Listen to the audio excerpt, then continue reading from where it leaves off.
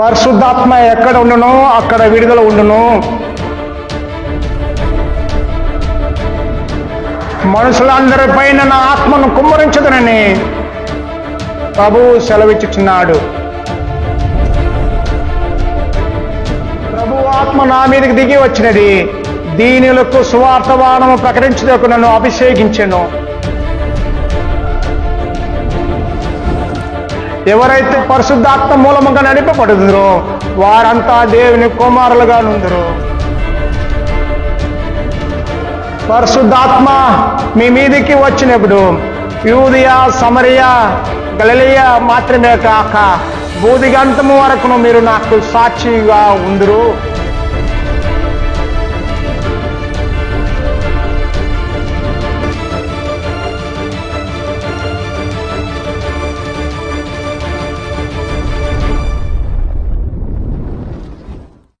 మన ప్రభువును రక్షకుడైన యేసుక్రీస్తు నామమున మీకందరికీ పెంతెకోస్తు దినమున శుభములు తెలియజేస్తున్నాను. పెంతెకోస్తు దినము ఆది అపోస్తలుల మీద పరిశుద్ధాత్మ దిగి వచ్చిన వేడుకగా, ఆత్మ కుమ్మరింపబడిన సందర్భముగా, సంఘము స్థాపింపబడిన దినముగా అనుసరించుతున్న ప్రత్యేకమైన సందర్భం.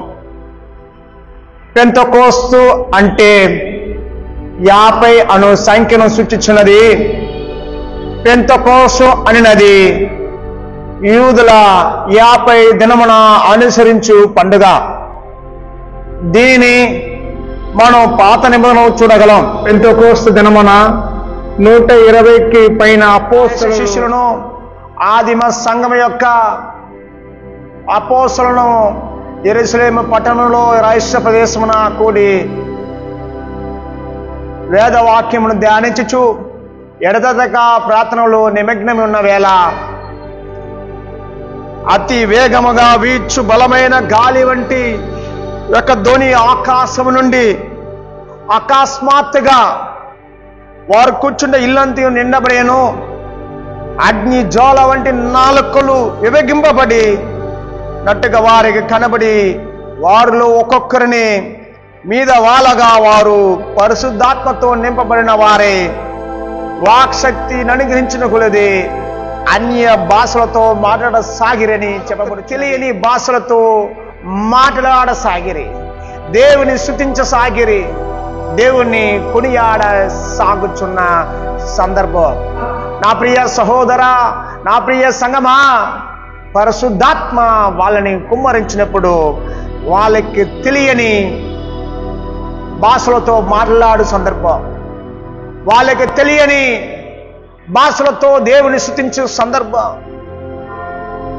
అగ్ని జ్వాలలతో నింపబడి భయమును విడుచు సందర్భం. వాళ్ళు పలు భాషలతో మాట్లాడుచున్న అన్యజనులు మిక్కిలి ఆశ్చర్యపడే సందర్భం. చదవని వీళ్ళపైన పరిశుద్ధాత్మ కుమ్మరింపు ఉన్నప్పుడు మేధో సంపత్తు వలె, తెలిసిన భాషల వలె వీళ్ళు మాట్లాడు సందర్భం మిక్కిలి ఉన్నతమైనది. పరిశుద్ధాత్మ దిగి వచ్చినప్పుడు అద్భుతం చేయు పని ఉన్నతంగా ఉంటుంది. అద్భుతాలు ఉన్నతముగా కనపడును. దీనినే చెప్పబడుచున్నది. యేసయ్య ప్రవక్త 61వ అధ్యాయంలో ఇలా చెప్పుచున్నాడు, దేవుని ఆత్మ నాపైన కుమ్మరింపబడుచున్నది, నన్ను అభిషేకించబడుచున్నది, పేదలకు సువార్తను ప్రకటించుటకు, దరిద్రులను చూచుటకు, దిక్కులేని వారిని ఆదరించుటకు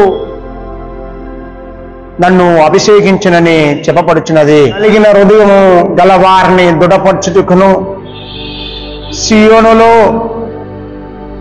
దుఃఖించు వారికి ఉల్లాస వస్త్రము ధరింపజేయుటకును, బూడిదకు ప్రతిగా భూదండమును, దుఃఖమునకు ప్రతిగా ఆనంద తైలమును, భారభరిత ఆత్మకు ప్రతిగా శుత్రు వస్త్రమును వారికిచ్చుటకు ఆయన నన్ను పంపి ఉన్నాడు అని.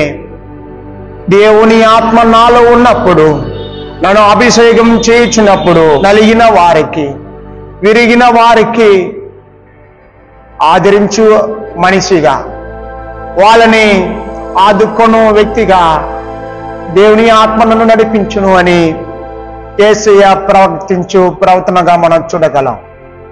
పరిశుద్ధాత్మ కుమ్మరించబడే సమయమున పెంతెకోస్తు దినమున పేతురును యోహానును ఒకే దినములో సంగమున విని 3000కు పైపచ్చు ప్రజలు రక్షణ మార్గముగా యేసు ప్రభును అంగీకరించిరి. నా ప్రియ సంగమా, నా ప్రియ సహోదర సహోదరి, ఆత్మ కుమ్మరింపు, ఆత్మ అభిషేకం మనలో ఉన్నప్పుడు అద్భుత కార్యము మనం చేయగలం.